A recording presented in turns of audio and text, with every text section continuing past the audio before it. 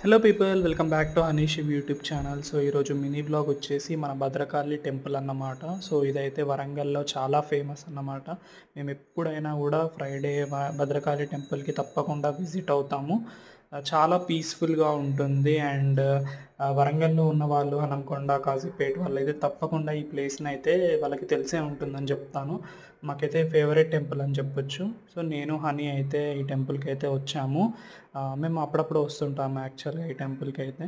So మనకి చూసుకోవచ్చు ఇక్కడ మేమైతే కొన్ని క్లిప్స్ అండ్ వీడియోస్ అయితే తీసుకున్నాము భద్రకాళి అమ్మవారివి.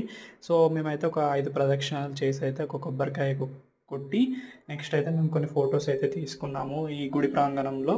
చాలా బాగా అనిపిస్తుంది, పీస్ఫుల్గా అనిపిస్తుంది. అండ్ లడ్డు ప్రసాదం కూడా చాలా బాగుంటుందన్నమాట అమ్మవారిది.